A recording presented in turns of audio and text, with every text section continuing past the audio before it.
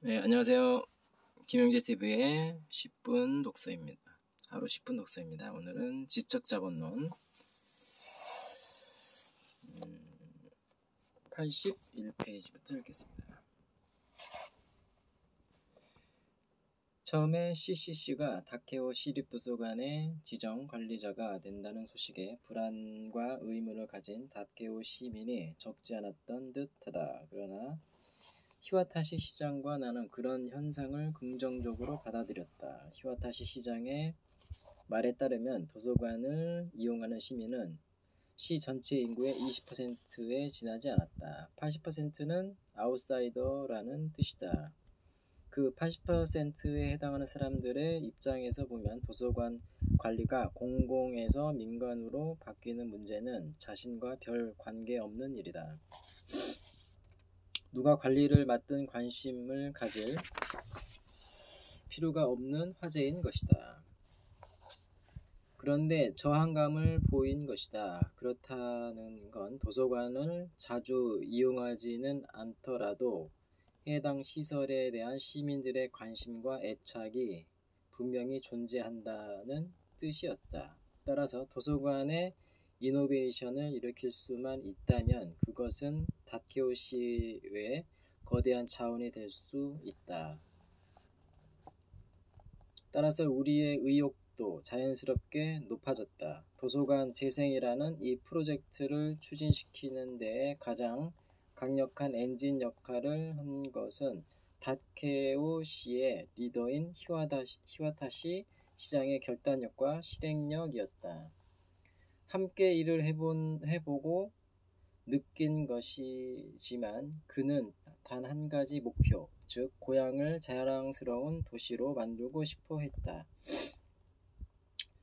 특히 다케오시의 젊은이들과 아이들이 자기 고향에서 긍지를 느끼게 하는 일이야말로 본인이 속한 기성세대의 책임이고 의무라는 생각이 그를 의욕적으로 만들고 있는 듯 했다. 히와타시 시장은 다케오 시립도서관을 일본 제1의 도서관으로 만들려 했다. 만약 그 꿈이 실현된다면 젊은이들이 고향을 자랑스럽게 생각할 수 있는 커다란 계기가 될 수 있지 않을까? 실제로 그는 이런 이념을 바탕으로 프로젝트에 회의적인 태도를 보이는 사람들을 하나하나 설득해 나갔다. 나를 처음 만난 이후 넉 달도 지나지 않은 2012년 5월 4일에는 기자회견을 열어 새로운 도서관에 관한 구상을 발표했고 그로부터 불과 1년도 지나지 않은 2013년 4월 1일 새로운 모습으로 태어난 다케오 시립도서관을 마침내 개관했다. 개관 시간은 10시에서 18시였던 것을 9시에서 21시로 연간 34일로 설정되어 있던 휴관일은 완전히 없애 연중 무휴로 만들었다. 또 스타벅스를 관내에 입점시켜 시민들이 커피를 음미하면서 마음에 드는 장소를 골라 읽어볼 수 있도록 했다. 음악 소프트웨어나 영상 소프트웨어를 대여해주는 공간도 있고 잡지나 서적을 판매하는 서점도 들어섰다. 그야말로 다이카야마 츠타야 서점과 공립도서관이 융합한 혁신적인 시설이 다케오시에 탄생한 것이다. 이 프로젝트에서 우리가 유난히 신경을 쓴 부분은 장소를 분류하는 방법이었다. 독자 여러분도 학교 도서관을 떠올려 보면 알겠지만 일본의 도서관은 장소를 일본 십진분류법에 기준하여 관리하고 있다. 예를 들면 2는 역사, 7은 예술이라는 식으로 숫자를 이용해 분리한 다음 역사 중에서도 일본 역사엔 2를 붙여 21 예술 중에서도 회화와 서예는 72, 더 나아가 홋카이도의 역사는 211, 서양화라면 713이라는 식으로 2차 구분, 3차 구분으로 가지를 뻗어나간다.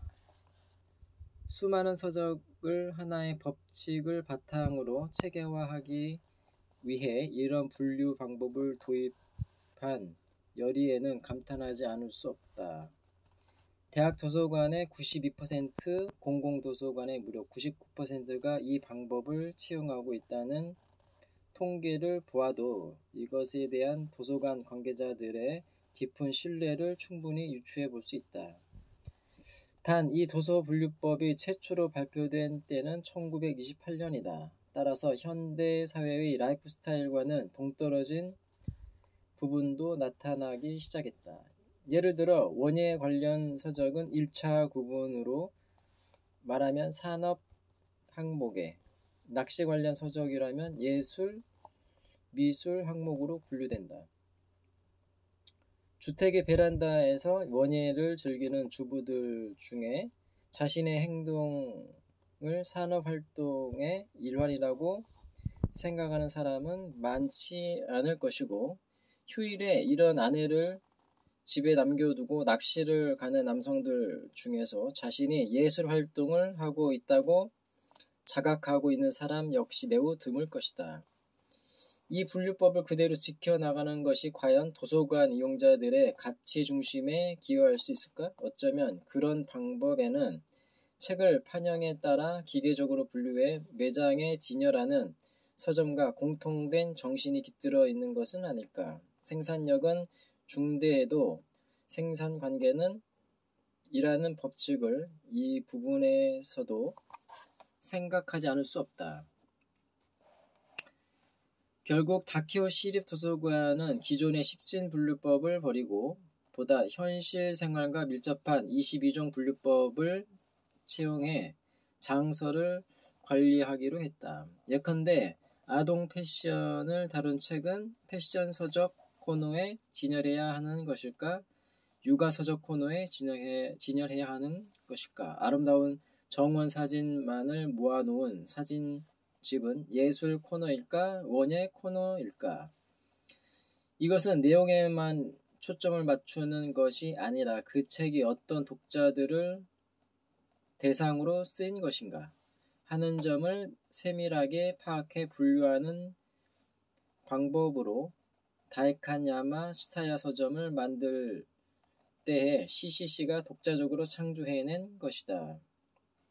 하지만 분류법을 변경하는 작업은 정말 힘들었다. 다케오 시립도서관의 장서는 CCC가 관리를 넘겨받기 전에 이미 약 18만 권에 이르렀기 때문이다.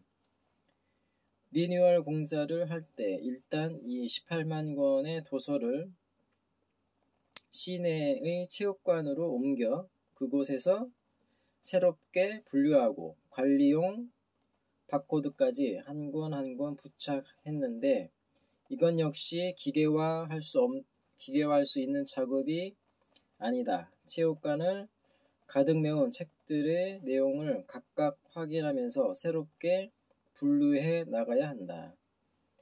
CCC 직원들과 함께 이 작업을 담당해 준 사람들은 그때까지 다케오 시립도서관에서 사서로 근무했고 리뉴얼 이후에는 접객 담당자로서 도서관 운영에 종사하게 될 직원들이었다.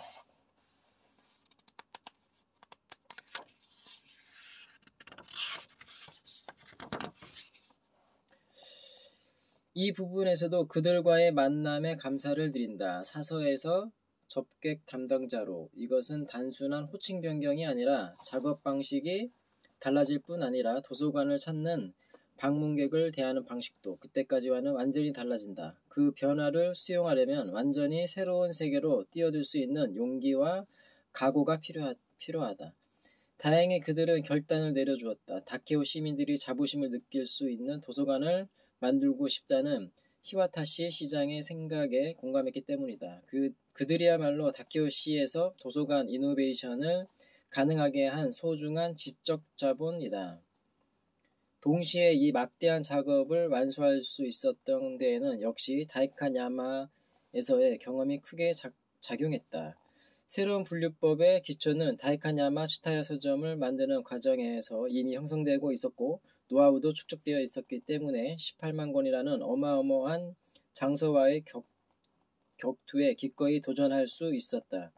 그런 의미에서 볼 때 다이카냐마와 다케오시는 일종의 연결고리로 얽혀 있으며 서점 이노베이션이 도서관 이노베이션을 유발했다고 말할 수 있다.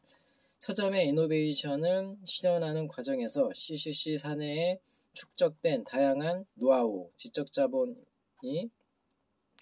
도서관 이노베이션을 일으키는 불꽃이 되었으니까. 예.